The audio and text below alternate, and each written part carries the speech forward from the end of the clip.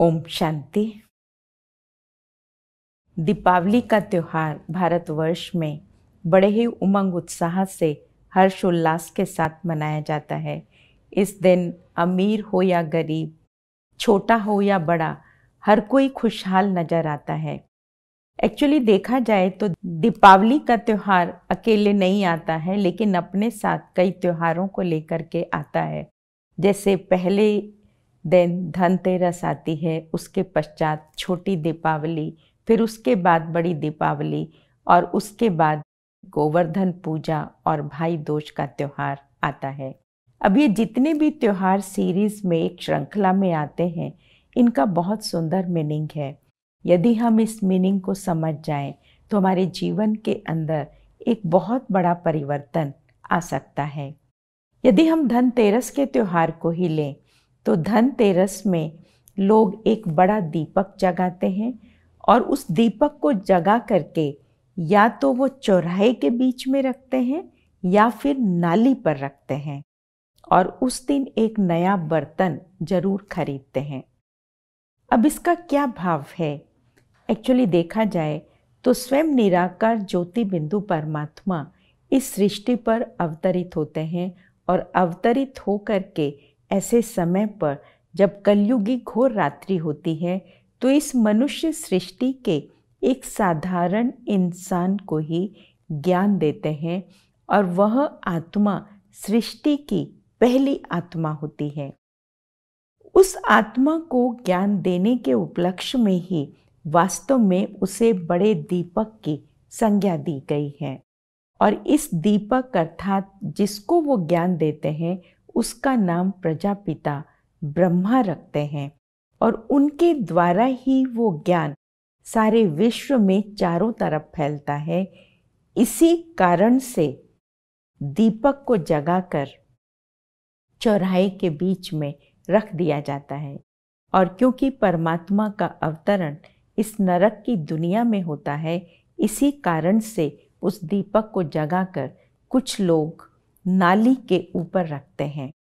और नया बर्तन खरीदना इस बात का सिंबॉलिक है कि हमें अपने बुद्धि रूपी बर्तन की सफाई करनी है। हमारी बुद्धि के अंदर गलत प्रकार के विचार, इधर उधर के विचार पर चिंतन के विचार चलते रहते हैं, जिससे हमारी बुद्धि सुबुद्धि होने की बजाय कुबुद्धि बन जाती है, खराब बुद्धि बन जाती है। तो उसको श्रेष्ठ बुद्धि बनाने की ज़रूरत है, उसे सद्बुद्धि बनाने की ज़रूरत है। इसी को नए बर्तन से सिंबॉलिक दिखाया गया है।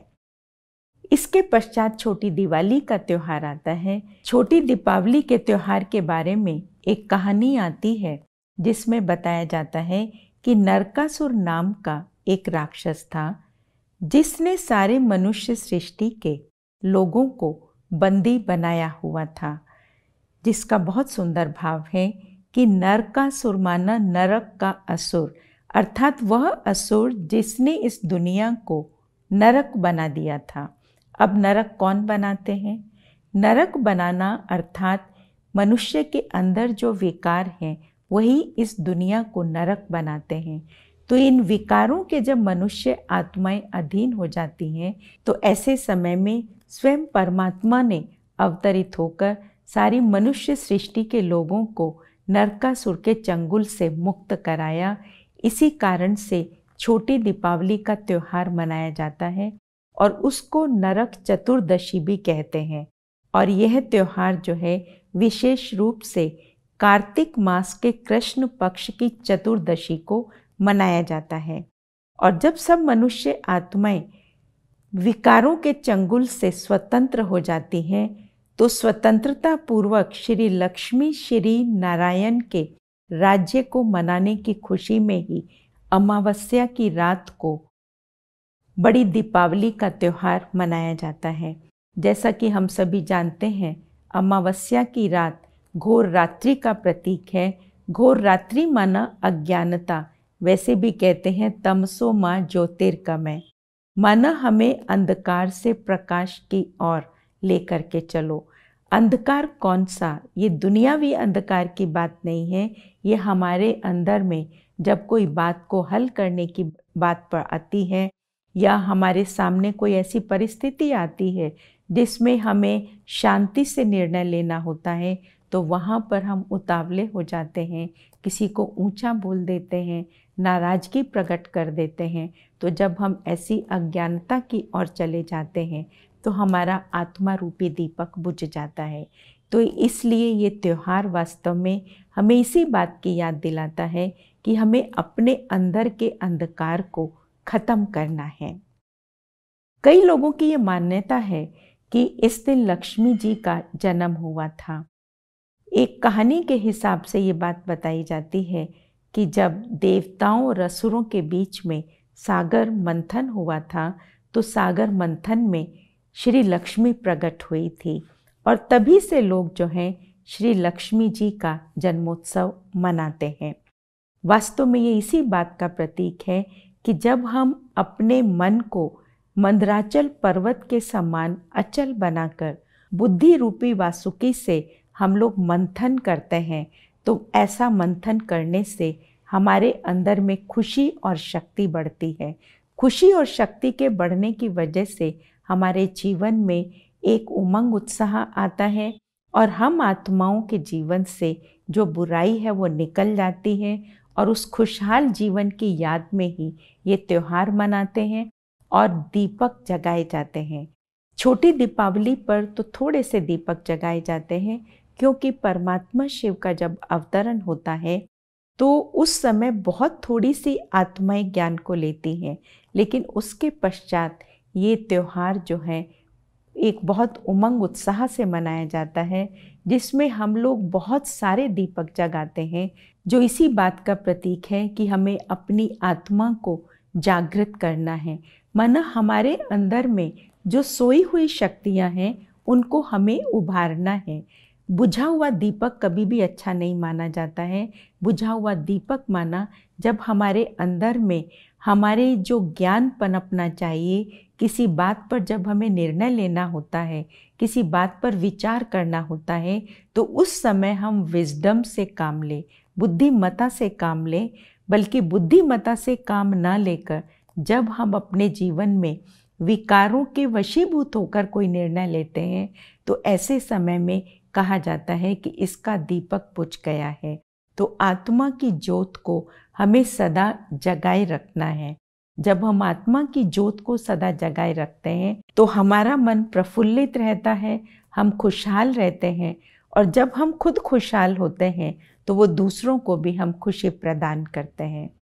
दीपावली वाले दिन शाम को हम देखते हैं कि हनुमान जी की पूजा की जाती है, जो इसी बात का सिंबॉलिक है कि हमें अपने जीवन से मान का हनन करना है। कई बार हम अपने इतने देह अहंकार में आ जाते हैं कि हम पोजीशन, प्रोफाइल, एजुकेशन, इन सब चीज़ों के नशे में इतना चले जाते हैं कि जब भी किसी से बात करेंगे तो इन बातों के अधीन होकर के बात करते हैं। तो मान को हनन करना जो देह अभिमान में हमें लाता है, उसको हनन करने से ही हम अपने जीवन में आगे बढ़ सकते हैं। इस दिन लोग अपना चोपड़ा भी रखते हैं। चोपड़ा रखना भी इस बात का सिंबॉलिक है कि हमें अपने जीवन के अंदर अच्छाई और बुराई को देखते रहना है। जब हम अपने अंदर में सारा दिन अच्छाई और बुराई को देखते रहते हैं कि मेरे अंदर में ये जो विचार चल रहा है, ये शुभ विचार है या नहीं है, ये कार्य में लाने लायक है या नहीं है, तो उससे क्या होता है कि हम अपने जीवन के अंदर एक सही दिशा पर आगे बढ़ते हुए सफलतापूर्वक कार्य को पा सकते हैं। तो इसलिए हमें अपने चोपड़े को हमेशा अच्छा बनाना है, और जब हमारा चोपड़ा अच्छा रहता है तो हमारा जीवन खुशहाल हो जाता है, जिसका सिंबॉलिक लोग दीपावली वाले दिन आपस में मिठाइयों को शेयर करते हैं। दीपावली के बाद गोवर्धन पूजा का त्यौहार आता है, जो इस बात का सिंबॉलिक है कि लाइफ में कितना भी बड़ा कोई चैलेंज हमारे सामने आ जाए, यदि हम सब लोग एक संकल्प होकर शुभ विचार मन में लाकर जब कार्य में सब आगे बढ़ते हैं, तो चाहे कोई कितनी भी बड़ी परिस्थिति हमारे सामने आ जाए, हम उसको पार कर सकते हैं। इसलिए हमें सभी को आगे सहयोग देते हुए एक चितली उंगली का जो सहयोग दिखाया जाता है वो इसी बात का सिंबॉलिक है कि अपने मन के अंदर हमेशा आशावादी विचार क्रिएट करें, दूसरों को भी सदा सहयोग दें। अपने मन में आशावादी विचार लाने से और दूसरों को सहयोग देने से हम खुद भी आगे बढ़ते हैं और किसी भी प्रकार की कोई चुनौती सामने आ जाए हम उसको भी पार कर सकते हैं। इसके पश्चात भाई दूज का त्यौहार आता है जो हमें स्वराज्य तिलक दिलाने की यादगार है कि माना जब भी हमें किसी से कनेक्ट होना है तो सोल लेवल पर हमें कनेक्ट होना है कि वो भी एक आत्मा है और मैं भी एक आत्मा हूँ। जब हम सोल लेवल पर कनेक्ट होते हैं तो हमारे मन में एक दूसरे के प्रति भाईचारा पैदा होता है, हर एक को हम अपना समझते हैं। लेकिन जब डे टू डे लाइफ में हम लोग अपने पोजीशन प्रोफाइल के बेस पर कनेक्ट होना शुरू कर देते हैं तो उससे हमारे में देह अहंकार आता है। इसी कारण से आज के दिन बहनें अपने भाइयों को जब तिलक देती हैं तो तिलक देना इस बात का प्रतीक है कि मैं एक आत्मा हूँ और हम सब आपस में भाई भाई हैं। इसी कारण से इस त्योहार का नाम भाई दूज भी है। इसलिए हमें हमेशा याद रखना है कि हमें हर सोल की रिस्पेक्ट करनी है और जो भी रोल हम प्ले करते हैं, चाहे वो रोल छोटा है या वो रोल बड़ा है, हर एक रोल को हमें रिगार्ड देना है। तभी हमारा भैया दूज का जो फेस्टिवल है, त्योहार है, वो सही अर्थ में सार्थक होगा। ओम शांति।